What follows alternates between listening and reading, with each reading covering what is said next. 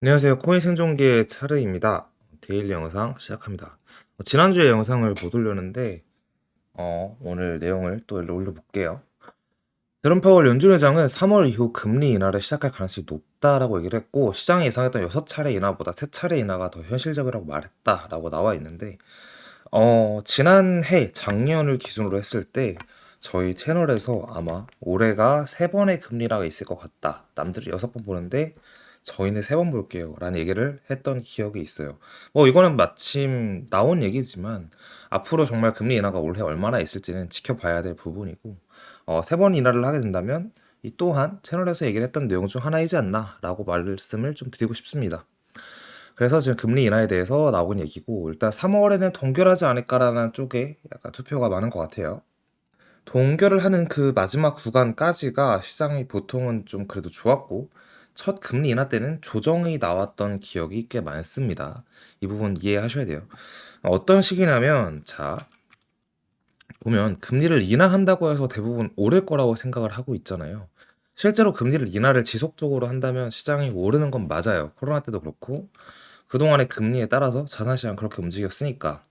근데 첫 번째 금리 인하 때는 왜 떨어질 수 있냐라고 얘기를 물어본다면, 우리가 ETF에 대한 기대감을 굉장히 많이 가지고 있었고, 17년도에도 CME 선물 거래에 대한 비트코인의 상장에 대해서 기대감이 많았고, 또 19년도에도 팩트 거래소 등등 해서 21년도 11월 고점은 또 선물 거래, ETF 선물 상장 이렇게 해서 많은 사람들의 기대가 있는 것은 그 기대 심리에 의해서 가격이 선반영되고, 이후에 아무 일도 일어나지 않기 때문에 보통 조정이 오는 경우가 많습니다. 이번에도 조정이 왔잖아요. 그래서 금리가 처음 인하가 만약에 된다면, 그때는 금리 인하를 하면 마치 오를 것처럼 시장 분위기가 형성이 되더니, 막상 금리를 인하했을 때 당장에는 세상이 변하는 건 아무것도 없거든요. 그래서 조정이 그때 나올 수 있다라고 말씀을 드리겠습니다. 도널드 트럼프가 24년 미국 대선에서 승리하면 게리 겐슬러 SEC 의장이 사임할 가능성이 높다라고 나와 있는데, 실제로 미국은 대선 이후에 대통령이 바뀌면 SEC 의장이 항상 바뀌었습니다. 그래서 이번에 대선이 11월 5일 날 있는 걸로 알고 있는데, 만약에 이번에 대선에서 바이든이 밀려난다면 게리 겐슬러가 사임을 하게 되고, 따라서 보면 2020년 대선 11월 3일, 24년, 올해는 11월 5일 이렇게 돼 있는데, 이번 11월 5일 이후에 SEC 의장이 게리 겐슬러가 아닌 다른 사람으로 채워진다면 그동안 크립토에 약간 네거티브했던 인재가 없어지는 거니까 시장에는 호재로 작용할 수 있다. 우리가 어떻게 보면 예상 가능한 변수의 호재 혹은 악재는 아니죠. 호재 쪽으로 작용할 가능성이 높다. 그래서 예상 가능한 변수가 하나가 있다라는 거고요. 닥터 프로핏이 하는 얘기를 쭉쭉쭉 보게 되면, 약세장 종류의 첫 번째 단계는 16에서 25K를 갈 때였고, 이제 강세장 첫 번째 단계는 이랬고, 두 번째는 이랬다. 골든불은 48,000에서 69,000 사이다라고 하는데, 이게 아마 요 구간이 온다면 비트 도미너스가 많이 이제 빨아들이면서 오를 것 같습니다. 그리고 69K를 넘어서 신고점을 가는 첫 달에는 비트가 많이 오를 거예요. 이더나 다른 것보다. 근데 그 이후에 어느 정도 조정이 나올 것이고, 69,000을 찍고 나서의 신고점이 어디가 될지 모르겠어요. 저는 사실 69,000을 뚫으면은 아마 10만 달러 정도, 그 얼마 1000달러, 만 달러에서, 그러니까 11만 달러나 9만 달러 정도에서 고점이 탄생을 하고 조정이 올 것 같은데, 그 조정 이후에 반등해서 이제 알트가 더 갈 것 같다라는 생각을 하고 있습니다. 이거는 그냥 제 생각이긴 하지만 일단 그런 생각이고, 그래서 슈퍼사이클의 시작은 69K와 뭐 달 사이다 이렇게 얘기를 하는데, 여기서의 핵심은 뭐냐, 지금까지는 강세 장인데 슈퍼사이클과 골든불 이렇게 단어를 표현하기에는 아직 이르다라는 거고, 이 사람은 강세장이라고 표현했지만 저는 반등장이라고 저희는 얘기를 했잖아요. 반등장에서는 그래서 반등장에서는 그래서 이제 신고점을 가지 못한다라는 거죠.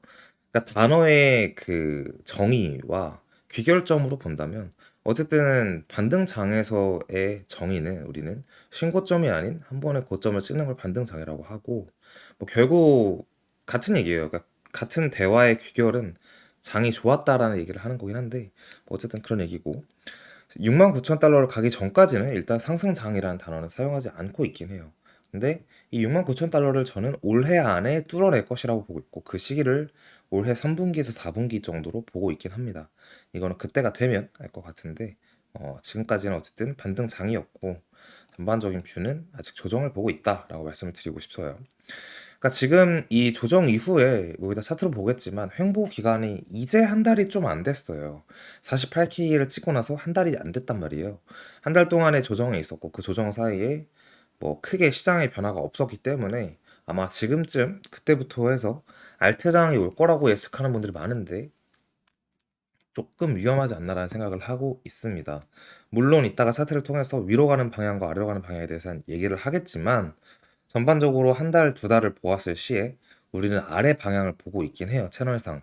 근데 그 한두 달이 아닌 올해를 놓고 본다면 어쨌든 아래 다음에 위를 더 크게 보고 있다라는 게 핵심이고 저희 채널에 대한 오해가 있는데 저희 채널은 기본적으로는 항상 시장에 대해서 낙관적이고 위를 보고는 있습니다. 근데 그 안에서 큰 조정, 큰 폭의 조정이나 기간적 조정이 올 것 같으면 그 조정은 가능하면 이제 피해서 조금이라도 더 낮은 가격에 살 수 있는 게 더 좋으니까 그런 식으로 채널을 운영하고 있다. 이렇게 보시면 될 것 같아요. 아래 보면 34,000달러의 청산 풀이 존재하고 있는데, 우리 채널에서 얘기하고 있는 이 조정의 최저점은 31,000달러 정도인데, 그게 캔들로는 아마 여기 부분일 거예요. 아마 34,000에서의 롱 청산이 발생하면 여기까지 떨어질 수도 있는데 이게 떨어지고 나면은 꼬리로 흔적이 남길 가능성이 많습니다. 그래서 어쨌든 34,000에 롱 청산이 많다. 조정이 온다면 여기는 뚫릴 것 같다라고 말씀을 드릴게요. 전반적인 자료로서의 영상을 일단 락시키고 지금 캔들을 보자고요.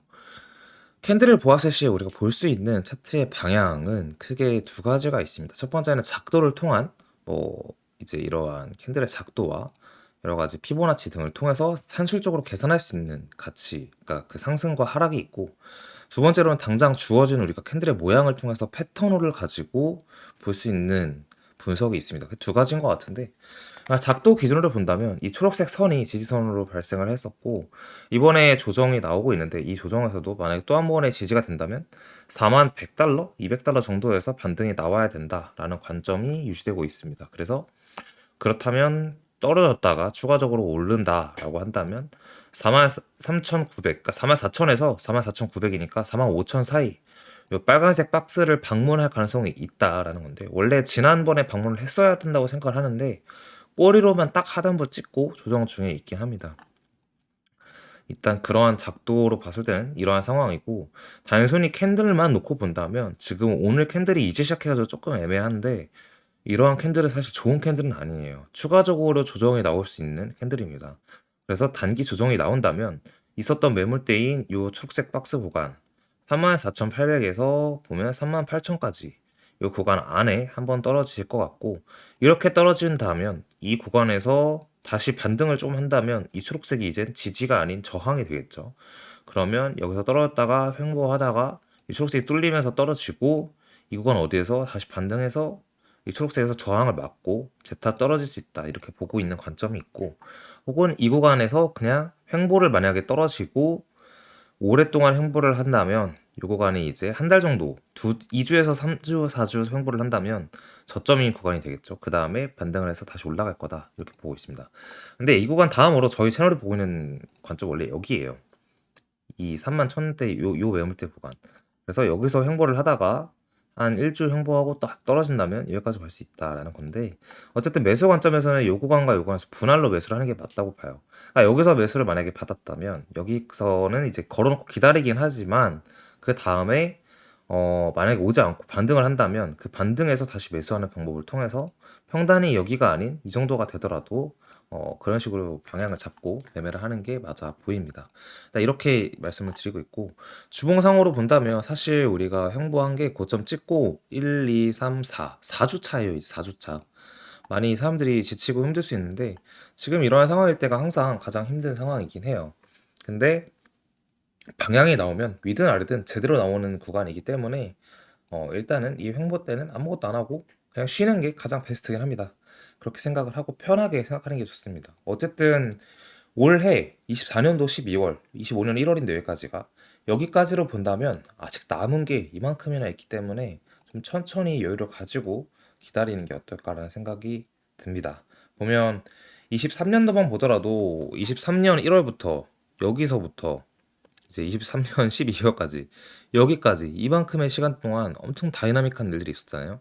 아직 이제 우리도 여기까지는 다이나믹한 일들이 되게 많이 남아 있을 거니까 조금 여유를 가지고 쳐다보는 게 좋지 않을까 그런 생각합니다. 영상 여기까지 하고 마무리하도록 하겠습니다.